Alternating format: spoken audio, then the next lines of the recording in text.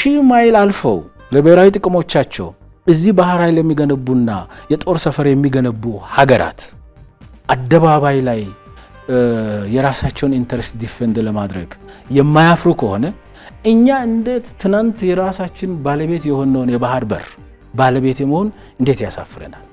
ኢትዮጵያ በታሪክ የአንድ ባህር በር ብቻ ሳይሆን የሶስትና አራት ባህር በሮች ባለቤት ነበረች። ህዝቡ የባህር በርን በተመለከተ ሶሊድ አቋም ነው ያለው፣ የማይናወጥ አቋም ነው ያለው።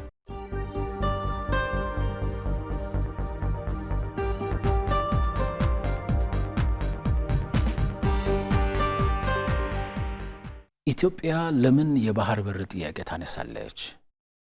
ኢትዮጵያውያን ለምን የባህር በር ጥያቄ ያነሳሉ የሚለውን ነገር በአግባቡ ማስታወስ ተገቢ ነው። ኢትዮጵያ የባህር በር የምታነሳበት በቂ አመክንዮ አላት። ኢትዮጵያውያን የባህር በር ጥያቄ የሚያነሱበት በቂ ምክንያት አላቸው። ለምሳሌ ኢትዮጵያውያን የባህር በር ጥያቄ የሚያነሱበት አንዱ ምክንያት ታሪካዊ ምክንያት ስላለን ነው። ኢትዮጵያ በታሪክ የአንድ ባህር በር ብቻ ሳይሆን የሶስትና አራት ባህር በሮች ባለቤት ነበረች። የኢትዮጵያ ታሪክ ከዘመነ አክሱማይት ከአክሱም ዘመነ መንግስት ከዛሬ ድረስ ያለውን አናላይዝ ብታረገው፣ ብትመራመረው፣ ሪሰርች ብትሰራው፣ ታላላቅ ሰዎች የጻፉትን ብታነብ ኢትዮጵያ ከአንድም ሶስት የባህር በሮች ነበሯት። ኢትዮጵያ በታሪክ የባህር በር ባለቤት ሆና ብታቅም የባህር በር ያጣችበት ምክንያት እጅግ በጣም በተደራጀ በሴራ የተሞላ ፖለቲካና ኢፍትሃዊ መንገድ ነው። ስለዚህ ይሄ በሴራ በኢፍትሃዊነት መንገድ ያጣችውን የባህር በር መልሳ የማግኘት ታሪካዊ ምክንያት ታሪካዊ ጀስቲፋይ ማድረግ የሚችል ነገር ስላላት ነው አንዱ የሚጠይቀው። ሁለተኛስ ኢትዮጵያ የባህር በር ጥያቄ የምትጠይቅበት ሁለተኛው ምክንያት መልካም ምድራዊ ምክንያት አላት። ኢትዮጵያ በተለያየ ምክንያት በሴራ ከትላልቅ ውሃዎች ተገፍታ እንድትድርቅ በጣም ብዙ የውጭ ጠላቶች የውስጥ ባንዳዎችን ተጠቅሞ ያሳኩ ቢሆንም ኢትዮጵያ እኮ ከባህር ያላት ዲስታንስ ከ100 በታች ነው። በጣም የቀረበች ናት ለባህሮች። ስለዚህ የባህር በር ይገባታል፣ መልካም ምድራዊ ምክንያት አላት። ሶስተኛስ ኢትዮጵያ የባህር በር የሚታነሳበት ምክንያት ኢኮኖሚያዊ የሆነ ምክንያትና ጀስቲፊኬሽን አላት። የተለያዩ ጥናቶች እንደሚያረጋግጡት የባህር በር ያላቸው ሀገሮችና የባህር በር የሌላቸው ሀገሮች መካከል ያለውን የኢኮኖሚ እድገት የሚያነጻጽሩ ምሁራን የሚያረጋግጡት አንድ የባህር በር ያለ ሀገር ከባህር በር ከሌለ ላንድ ሎክድ ከሆነ ሀገር ጋር ሲነጻጸር የባህር በር ያለው ሀገር በኢኮኖሚ ወይ በጂዲፒው ከሚኖረው የኢኮኖሚ ድርሻ አኳያ ሲታይ ባህር በር የሌላቸው ሀገሮች በ20 እና 30% ይጎዳሉ። ስለዚህ የጂዲፒያቸው 25 እስከ 30% የሚሆነው ድርሻ ወይ በመጨመር ወይ በመቀነስ የባህር በር ባለቤት መሆንና አለመሆን የራሱ አስተዋጽኦ አለው። ለዚህ ነው ኢኮኖሚያዊ ምክንያታቸው። በተጨባጭስ ኢትዮጵያ ዛሬ በቢሊዮን የሚቆጠር ዶላር ለወደብ እየከፈለች ነው። ለምን? የራሷ ባህር በር ስለሌላት። ዶላርስ ለወደብ የምትከፍለውን የባህር በሯ የራሱ ቢሆንስ ሌላ አንድ ህዳሴ ግድብ ተገነባበት ነበር፣ ሌላ ኮይሻ ግድብ ተገነባበት ነበር፣ ሌላ ባቡር መንገድ ተሰራበት ነበር፣ ሌላ የፍጥነት መንገድ ተሰራበት ነበር፣ ሌላ ሆስፒታል ተሰራበት ነበር። ኢትዮጵያን በመሰረተ ልማት ታገናኝ ነበር። ስለዚህ ኢኮኖሚክ ምክንያቶች አሏት ማለት ነው። አራተኛውስ ህጋዊ ምክንያትም አላት። እንደ ኢትዮጵያ ያሉ የባህር በርን በተለያየ ምክንያት ያጡ የዓለም ሀገሮች በህጋዊ መንገድ በዓለም ህግ ፊት ታይተው ተዳኝተው የባህር በር ያገኙበት ኤክስፒሪየንስ አላቸው። አምስተኛስ ዘ ሞስት ኢምፖርታንት ኢትዮጵያ የባህር በር የሚታነሳበት ምክንያት የደህንነትና የጸጥታ ኢምፕሊኬሽን አለው። ለሉዓላዊነትም እጅግ በጣም ኢምፖርታንት ስለሆነ ነው። ስለዚህ በእነዚህ አምስት ምክንያቶች ብትመለከት እነዚህን አምስት ምክንያቶችን መነሻ አድርገህ ብትመለከት ለኢትዮጵያ የባህር በር ጥያቄ የህልውና ጥያቄ ነው። ታሪካዊ ምክንያት አላት፣ መልክዓ ምድራዊ ምክንያት አላት፣ ኢኮኖሚያዊ ምክንያት አላት፣ ህጋዊ ምክንያት አላት፣ የጸጥታ ደህንነትና ሉዓላዊነት ጋር የሚገናኘው ምክንያት አላት። በእነዚህ ምክንያቶች የባህር በር ጥያቄ ለኢትዮጵያ ምንድነው ብለን ብንጠይቅ ተራ የወደብ ጥያቄ አይደለም። ከዛ በላይ የህልውና ጥያቄ ነው። የኢትዮጵያን ትልቅነት የሚወስን ወይ ኢትዮጵያ ትልቅ እንዳትሆን አንድ አስተዋጽኦ የሚያበረክት ትልቅ ፋክተር ነው ማለት ነው። ስለዚህ ይሄ ጥያቄ በኢትዮጵያውያን የሚያነሱበት መንገድ እጅግ በጣም ትክክል ነው።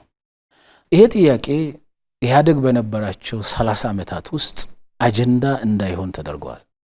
አጀንዳ መሆን ብቻ አይደለም፣ የባህር በር ጥያቄ ጉዳይ የሚያነሳ ሰው ጦረኛ፣ የባህር በር ጥያቄ የሚያነሳ ሰው የሰውን እንደፈለገ፣ የባህር በር ጥያቄ የሚያነሳ ሰው አገር አተራማሽ ተደርጎ እንዲሳል ተደርጓል። ይሄ እጅግ በጣም የተሳሳተ እጅግ በጣም የሚያስቆጭ ስህተት ነው። የትናንት ስህተት ነው። ይሄን ስህተት ግን ዛሬም የሚደግሙ ሰዎች አሉ። ለምሳሌ አንድ ነገር ማንም ኢትዮጵያዊ በቃ ፊደል የቆጠረ ኢትዮጵያዊ ማንም ኢትዮጵያዊ ቢመለከት በዓለም ላይ ያሉ ሀያላን መንግስታት ሱፐር ፓወርስ የሚባሉት እና ደግሞ ሀያል ለመሆን እየተገደረደሩ ያሉ ወይም ኢመርጂንግ ፓወርስ በሙሉ እዚህ እኮ እኛ ሰፈር መጥተው የባህር ኃይል እየገነቡ ናቸው፣ የጦር ሰፈር እየገነቡ ናቸው። ለምን? የሀገራቸውን ናሽናል ኢንተረስት የሀገራቸውን ብሔራዊ ጥቅም ያስጠብቅልናል ብለው ስለሚያምኑ። ስንት ሺህ ማይል አልፈው እዚህ ሰፈራችን መጥተው የባህር ኃይል የሚገነቡ ሀገሮች፣ ወደብ የሚያለሙ ሀገሮች፣ የጦር ካምፕ የሚገነቡ ሀገሮች ስንት ሺህ ማይል መጥተው ሲሰሩ ጥያቄ ማያነሳ ኢትዮጵያዊ እንዴት ብሎ ነው በ60 ኪሎ ሜትር አወይ 60 ኪሎ ሜትር ላይ ከዚህ ቀደም እኔ አክሰስ ማድረገው የባህር በር ኢፍትሃዊ በሆነ መንገድ አጥቻለሁ፣ በሰላማዊና ዲፕሎማሲያዊ መንገድ የባህር በር ይገባኛል ብሎ ኢትዮጵያን እየመራ ያለ መንግስት ቢያነሳ እንዴት ሊነቀፍ ይችላል? እንዴትስ ይሄን ነውር ሊሆን ይችላል? ሺህ ማይል አልፈው ለብሔራዊ ጥቅሞቻቸው እዚህ ባህር ኃይል የሚገነቡና የጦር ሰፈር የሚገነቡ ሀገራት አደባባይ ላይ የራሳቸውን ኢንተረስት ዲፌንድ ለማድረግ የማያፍሩ ከሆነ እኛ እንዴት ትናንት የራሳችን ባለቤት የሆነውን የባህር በር ባለቤት የመሆን እንዴት ያሳፍረናል? ስለዚህ ይሄ ጥያቄ የዛሬ 2 ዓመት ክቡር ጠቅላይ ሚኒስትራችን ሲያነሳ ለረጅም ዓመታት ጋርዶ የነበረ ነገር ገለጡት ማለት ነው። ታሪካዊ ነው ማለት ነው። በዚህ ምክንያትም በነገሬ ላይ ብዙ ውጤቶች ተገኝተዋል። የዛሬ 2 ዓመት ክቡር ጠቅላይ ሚኒስትራችን ቅድም ያልኳቸውን ምክንያቶችና ሌሎችንም ጨምረው ኢትዮጵያውያን የባህር በር ይገባናል ብሎ ካነሱ በኋላ ረጅም ርቀት ነው የተካሄደው፣ ብዙ ውጤት ነው የተገኘው። የመጀመሪያው ውጤት ቢያንስ ኢትዮጵያውያን የኢትዮጵያን ብሔራዊ ጥቅም የሚወስነውን የባህር በር ጉዳይ በነጻነት መነጋገር እንዲችሉ እድል ሰጥቷል። ምሁራን እንዲጽፉበት፣ እንዲወያዩበት፣ ኢትዮጵያውያን በብሔራዊ ጥቅሞቻቸው ዙሪያ ያለ ሀፍረት ኢትዮጵያውያን ሻይ ሳያደርጉ መነጋገር እንዲችሉ እድል ሰጥቷል። ይሄ በራሱ አንድ እርምጃ ነው። አሁን እኮ ኢትዮጵያውያን እየተነጋገሩበት ነው። እናንተ እንደ ሚዲያ ሰዎች ተከታትላችሁ ይሆናል። ባለፈው ከአንድ ሳምንት ወር ከሁለት ሳምንት በፊት በመላው ኢትዮጵያ ትላልቅ ከተሞች ላይ ከመላው ማህበረሰብ ከኢትዮጵያውያን ጋር ከተለያዩ ማህበረሰቦች ከተወጣጡ የማህበረሰብ ተወካዮች ጋር ውይይት አካሂደን ነበር። ህዝቡ የባህር በርን በተመለከተ ሶሊድ አቋም ነው ያለው፣ የማይናወጥ አቋም ነው ያለው። ምንድነው ህዝቡ የሚለን? ኢትዮጵያ የባህር በር ያስፈልጋታል።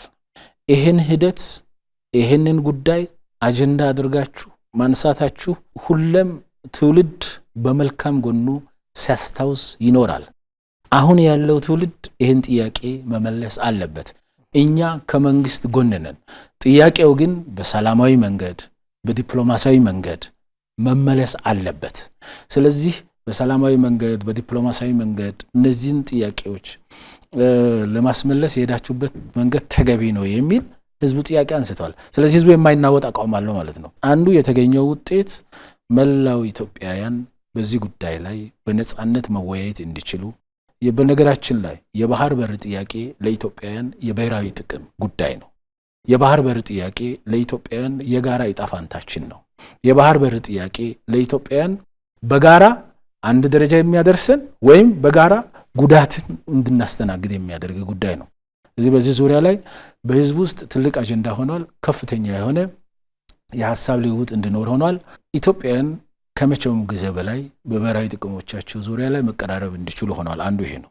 ሁለተኛስ ኢንተርናሽናል ኮሚዩኒቲ የዓለም አቀፉ ማህበረሰብ ይሄ ኢትዮጵያ ከበለጸገች ኢትዮጵያ ካደገች ለኛ አትሆንም ብለው የሚያስቡ ጥቂት የኢትዮጵያ ቋሚ ጠላት ሆነው የሚሰሩ አካላት ውጪ ያሉ የዓለም ማህበረሰቡ አካላት የዓለም ኮሚዩኒቲ በሙሉ ኢትዮጵያ የምታነሳው ጥያቄ ፌር ጥያቄ ነው። ኢትዮጵያ የባህር በር ይገባታል ብለው አንስተዋል። ስለዚህ የባህር በር ጥያቄ በመንግስት ደረጃ አጀንዳ እንዲሆን ከሆነ በኋላ ኢትዮጵያውያን የራሳቸው አጀንዳ አድርጓል። የዓለም አቀፉ ማህበረሰብ አጀንዳውን ደግፏል። በጥሩ መንገድ እየሄደ ነው ያለው። ኢትዮጵያ እንግሊዛዊው በጂኦፖለቲክስ ላይ የተለያዩ መጽሐፍ ጻፊው ቲም ማርሻል እንደምለው the power of geography በሚለው መጽሐፉ ላይ እንደሚያስቀምጠው ኢትዮጵያ የጂኦግራፊ እስረኛ ሆና መኖር የለባትም የሚለውን ሁሉም የዓለም አቀፉ ማህበረሰብ አካላት ጥቂት ከኢትዮጵያ ጠላት የኢትዮጵያን ሁሉ ለማፍረስ ከሚፈልጉ ጥቂት አካላት ውጪ ያሉት በሙሉ ፖዚቲቭ ሐሳባቸውን እየሰነዘሩ ነው የሚገኙት። ይሄ ትልቅ ውጤት ነው። የኢትዮጵያ ገናናነት ኢትዮጵያ ለውሃዎች ካለው ቅርበት ጋር የተሳሰረ ነው። ለምሳሌ ኢትዮጵያ በተፈጥሮ ሀብቷ በአግባቡ ተጠቅማ ከለማች ለኛ አትሆንም ብሎ የሚያስቡ ሀገራት አሉ፣ እንደ ግብጽ ያሉ። ይሄ በጣም አሳዛኝ ነው። በዚህ ምክንያት ባለፉት ብዙ ሺህ ዓመታት አባይ ላይ እስከ ህዳሴ ግድብ ድረስ አንድም አይነት የልማት ስራ ሰርተን ኢትዮጵያን መጠቀም እንዳንችል አድርጓል። በሴራ ብድር እንዳናገኝ በማድረግ እርስ በርስ እንድንባላ በማድረግ በነገራችን ላይ ኢትዮጵያ ብሔራዊ ጥቅሟን ማስከበር እንዳትችል ታቅዶ ነው የሚሰራው። ስለዚህ አሁን የጀመርኩት ጋር ልሂድና ኢትዮጵያ ከውሃዎች እንድትርቅ ወይም በውሃ ሀብቷ እንዳትጠቀም በጣም የተደራጀ የሴራ ስራ፣ በጣም የተደራጀ የፖለቲካ ስራ፣ በጣም የተደራጀ ጥፋትን ፋይናንስ የማድረግ ስራ ሲሰራ ቆይቷል። ይሄ የውጭ ጠላቶች በዚህ መልኩ አስበው ሲንቀሳቀሱ ጥቂትም ቢሆን በውስጥ ደግሞ ይህንን ተቀብለው የሚያቀነቅኑ እንዳለመታደል ሆኖ ኢትዮጵያውያን በየዘመናቱም ነበሩ። ጣሊያን ኢትዮጵያን በወረረች ጊዜ ባንዳ ሆኖ ያገለገሉ ሰዎች እንዳሉ ሁሉ ማለት ነው። ጣሊያን ኢትዮጵያን ወራ 5 ዓመት በሁለተኛው የጣሊያን ወረራ ወቅት ኢትዮጵያ ላይ ችግር ስትፈጥር ባንዳዎችን ነው አይደል ተጠቀመችው። ልክ እንደዛው ዛሬም እነዛ ጥቂት ባንዳዎች አሉ። ስለዚህ እኛ ካላማሰል ወጡ መዳፋት አለበት ብሎ የሚያምኑ ጥቂት ፖለቲከኞች አሉ፣ ጥቂት ተንታኞች አሉ። ለኢትዮጵያ ባህር በር ያስፈልጋታል፣ ግን በብልጽግና ዘመን መሆን የለባትም ለማለት የሚዳዳቸው ማለት ነው። እነዚህ ዋና ሐሳባቸው ኢትዮጵያ አይደለችም። እነዚህ ዋና ሐሳባቸው የግል ፍላጎታቸውና ጥቅማቸው፣ የቡድን ፍላጎታቸውና ጥቅማቸው ስለ ኢትዮጵያ ሀገረ መንግስት ግደለላቸው፣ ግን በኢትዮጵያ ስም የሚጮሁ፣ በኢትዮጵያ ስም የሚያዘሙ፣ በኢትዮጵያ ስም ሚዲያ ላይ የሚወጡ ናቸው። ምክንያቱም ለኢትዮጵያ ተቆርቋሪ ከሆኑ አሁን ያለ መንግስት ቢቀበሉም ባይቀበሉም የኢትዮጵያ ብሔራዊ ጥቅም ጋር አንድ ላይ መቆም እንደ አንድ ሀገር ዜጎች የግድ ስለሚሆን ማለት ነው። ስለዚህ አንደኛ በጣም ግለኛ፣ በጣም ጽንፈኛ፣ በጣም በብሽሽቅ ፖለቲካ፣ በጣም በመጠፋፋት ፖለቲካ፣ በጣም እኛ ስልጣን ላይ ካልሆን ኢትዮጵያ ብትጠፋም የራሷ ጉዳይ ብሎ የሚያምኑ እና እነሱ የሌሉበት ወጥ አይጣፍጥም ብሎ የሚያምኑ አካላት እንደዛ አይነት ተላላኪነት ስራ ይሰራሉ። በማወቅም ሆነ ባለማወቅ የኢትዮጵያ ጠላቶች ኢንስትሩመንትና የኢትዮጵያ ጠላት ፍሬም የሚያደርገውን and ሴት የሚያደርገውን አጀንዳ አስፈጻሚና አራማጆች አሉ። እኔ በጣም ከሚቆጩኝ ነገሮች ውስጥ አንዱ ኢትዮጵያውያን የባህር በርን ያጣንበት መንገድና ከባህር የተገፋንበት መንገድ በጣም ያሳዝናል። በጣም ትልቅ ስህተት ነው ይሄ ስህተት።